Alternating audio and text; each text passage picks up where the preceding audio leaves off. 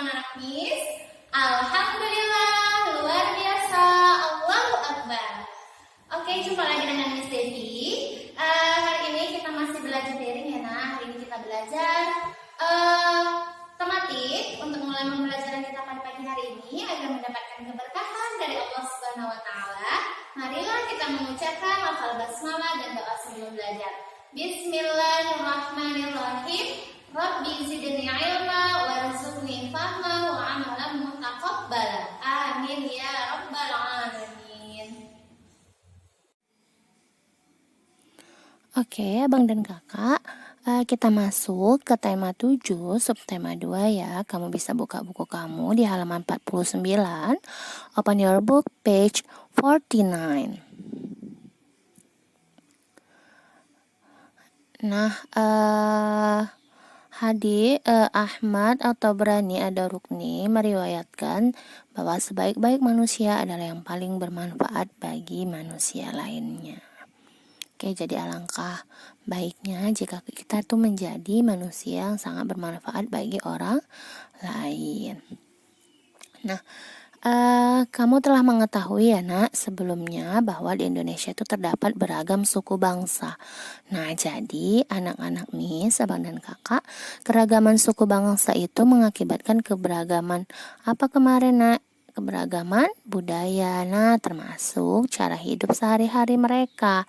Nah, ini ada teks mengenai orang Kanakesi suku Baduy. Nah, jadi di daerah Banten itu ada sebuah provinsi di Pulau Jawa di bagian barat. Nah, jadi Banten ini memiliki kekayaan alam yang sangat indah. Nah, jadi termasuk contohnya yaitu pegunungan dan pantai yang ada di daerah Banten. Nah, jadi ada namanya Pegunungan Kendeng. Jadi Pegunungan Kendeng ini memiliki ketinggian 600 meter di permukaan laut. Nah, tinggal masyarakat adat yang biasa kita sebut suku Baduy. Jadi di situ ada tinggal masyarakat yaitu suku Baduy. Nah, namun masyarakat suku Baduy itu lebih senang menyebut diri mereka orang Kanakes, atau dalam bahasa Sunda orang itu berarti orang. Nah, jadi masyarakat Kanakes itu dibagi menjadi 2 kelompok, yaitu ada Tangtu dan Panamping. Nah, jadi kelompok Tangtu ini dikenal sebagai Kanakes atau Baduy dalam. Nah, sebaliknya kelompok Panamping ini dikenal sebagai Kanakes luar atau Baduy luar. Nah, jadi di kelompok Kanakes dalam atau Baduy dalam ini tinggal di 3 desa, yaitu ada di Cikertawana, kemudian Cikesik dan Cibea. Nah, jadi mereka tidak menggunakan alat-alat elektronik dan juga mereka tidak menggunakan alas kaki. Mereka juga tidak menggunakan kendaraan sebagai alat transportasi serta mengenakan pakaian adat yang ditenun dan dijahit sendiri. Berarti mereka ini sangat-sangat pedalaman sekali ya nak. Nah, jadi mereka ini menganut kepercayaan tradisional Sunda Wiwitan dan dipimpin oleh seorang Puun namanya. Jadi Puun ini berkedudukan sebagai pemimpin masyarakat Kanakes. Nah, jadi kelompok Penamping ini sedikit berbeda dari masyarakat Kanakes dalam. Nah, masyarakat Kanakes luar atau Baduy luar ini telah mengenal teknologi dan alat elektronik. Nah, jadi mereka juga mengenakan pakaian modern. Namun, masyarakat suku Baduy luar bisa dikenali dari ciri khas mereka, yaitu mengenakan ikat kepala berwarna hitam. Jadi, kamu bisa bedakan ya tadi suku Baduy luar dan suku Baduy yang dalam. Jadi kalau suku Baduy luar itu mereka mengenakan ikat kepala berwarna hitam.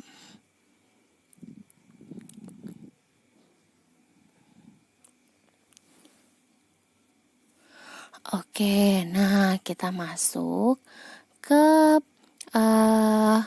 percobaan. Nah, jadi ayo kamu coba di rumah kamu. Nah, yang pertama yaitu kamu tutup pintu dan jendela kamu di ruang jendela kamar kamu serta gorden jika ada. Nah, nyalakan lampu di kamar kamu dengan menekan saklar. Nah, bagaimana kondisi ruang kamar kamu? Nah, kemudian yang ketiga, padamkan lampu dengan menekan saklar. Nah, kemudian bagaimana keadaan kamar kamu? Oke, nah jadi berdasarkan kegiatan tersebut, apa yang menyebabkan lampu tadi menyala? Apa coba? Karena adanya daya listrik yang ditekan melalui saklar. Kemudian yang kedua, apa yang menyebabkan lampu tidak menyala? Karena tidak adanya daya listrik, ya kan? Karena nggak dihidupkan tadi saklar tadi, makanya tidak menyala lampu tadi, dan kondisi ruang kamar pasti akan gelap. Nah, jadi lampu dapat menyala itu karena adanya aliran listrik. Jadi aliran listrik itu mengalir dari kutub positif menuju kutub negatif. Nah, jadi saat arus listrik mengalir melewati lampu, lampu akan menyala. Oke, kemudian ayo mencoba. Nah, kegiatan yang kedua, siapkan penggaris plastik. Oke, kemudian potonglah kertas kecil-kecil. Nah, lalu letakkan pada permukaan meja. Kemudian, kamu dekatkan penggaris plastik pada potongan-potongan kertas. Nah, apa yang terjadi? Lalu catat pengamatan kamu. Oke, kemudian gosokkan penggaris pada rambut kering, lalu dekatkan penggaris pada potongan-potongan kertas. Nah, apa yang terjadi? Jadi saat kamu menggosokkan penggaris itu pada rambut kamu, gosok sampai penggaris tadi panas ya, Nak, atau hangat. Nah, apa yang terjadi? Nah, ulangi kegiatan di atas berkali-kali. Nah, jadi pada saat kamu menggosok-gosokkan penggaris pada rambut kering, kemudian lalu kamu dekatkan penggaris tadi pada potongan-potongan kertas, maka potongan-potongan kertas tadi, abang dan kakak, itu akan menempel pada penggaris. Nah, kenapa, Miss? Nah, jadi setiap benda netral itu mempunyai dua muatan, yaitu muatan positif atau proton dan juga muatan negatif atau elektron. Nah, jadi saat penggaris itu digosok-gosokkan pada rambut kering, nah jadi elektron dari rambut itu berpindah ke penggaris. Akibatnya penggaris plastik kelebihan elektron dan menjadi bermuatan negatif. Nah, ketika penggaris plastik bermuatan negatif didekatkan pada potongan-potongan kertas, maka muatan negatif pada kertas tadi menjauhi penggaris. Jadi sisi kertas yang dekat penggaris menjadi bermuatan positif, sehingga potongan-potongan kertas tadi akan tertarik oleh penggaris. Nah, jadi adanya gaya tarik-menarik. Nah, jadi tarik-menarik antara muatan pada penggaris plastik dan potongan kertas tadi itu merupakan salah satu bentuk gaya listrik ya, abang kakak. Nah, ayo kita membaca. Jadi di sini ada teks yang berjudul listrik statis dan listrik dinamis. Nah, apa itu, Miss? Listrik statis. Nah, jadi listrik statis itu yaitu muatan listrik yang terkandung pada penggaris plastik tadi setelah digosok pada rambut kering tidak mengalir atau disebut dengan listrik diam. Itu namanya listrik statis. Jadi gaya listrik statis ini hanya berlangsung sementara. Nah, seperti pada kertas tadi, jadi selama potongan kertas menempel pada penggaris plastik, itu terjadi perpindahan muatan listrik, Nak. Nah, setelah muatan pada potongan-potongan kertas dengan penggaris plastik sama, kedua benda itu akan saling tolak-menolak atau melepaskan diri. Akibatnya apa, Miss? Akibatnya potongan-potongan kertas itu akan terlepas, Nak, dari penggaris plastik. Nah, kemudian listrik dinamis. Nah, jadi pada listrik dinamis ini, Nak, terjadi aliran muatan listrik. Nah, listrik dinamis ini dapat diamati dari kegiatan mematikan atau menyalakan lampu dengan menekan saklar. Nah, saat saklar itu ditekan dan lampu menyala, itu artinya pada saat itu terjadi aliran listrik. Nah, sebaliknya jika saklar itu ditekan dan lampu mati, artinya tidak terjadi aliran listrik, ya kan, kalau saklar itu tidak ditekan.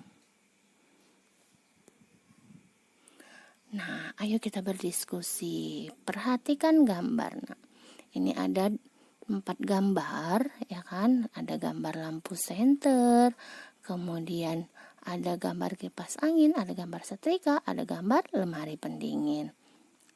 Nah, apa yang menyebabkan lampu senter dapat menyala? Oke.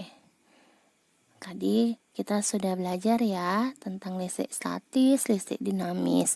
Kemudian kita juga sudah belajar tadi bahwasanya listrik tadi itu bermuatan apa tadi nak? Muatan listrik. Jadi setiap benda netral itu mempunyai 2 muatan tadi, karena muatan positif dan muatan negatif. Jadi kenapa lampu senter itu dapat menyala? Oke, karena adanya apa? Misalkan listrik statis dari apa? Mungkin dari baterai. Nah, kemudian kipas angin. Nah, ada gaya listrik apa di situ? Listrik statis atau listrik dinamis? Nah, setrika, kemudian lemari pendingin. Nah, kedua, apa yang menyebabkan kipas angin dapat berputar? Yang ketiga, apa yang menyebabkan setrika menjadi panas? Kamu tahu lah ya. Kan abang kakak tadi kipas angin itu dapat berputar akibat apa? Adanya daya listrik, ya kan, atau aliran listrik. Begitu juga dengan setrika menjadi panas karena kita colok dia ke aliran listrik. Kalau setrika tidak kita cokkan ke listrik, maka tidak akan panas setrika itu, seperti kipas juga ya kan. Nah, apa menyebabkan air dapat membeku di dalam lemari pendingin? Nah, kamu juga pasti tahu jawabannya ya, Bang dan Kakak. Nah, peralatan elektronik dapat bekerja karena ada aliran arus listrik. Jadi, arus listrik itu mengalir dari kutub positif menuju kutub negatif. Nah, energi listrik itu dapat diubah menjadi energi lain. Nah, saat arus listrik itu mengalir melewati bola lampu, itu akan menyala. Maka bola lampu itu akan menyala. Nah, jadi energi listrik itu berubah menjadi energi cahaya. Kemudian, energi listrik itu dapat diubah menjadi energi gerak pada kipas angin tadi. Karena ada apa? Karena adanya arus listrik yang mengalir melewati motor di dalam kipas angin tadi. Jadi, motor akan berputar dan menggerakkan bila-bila kipas angin. Kemudian, saat arus listrik melewati elemen pemanas di dalam setrika. Nah, jadi elemen itu akan menjadi panas. Energi listrik berubah menjadi energi panas.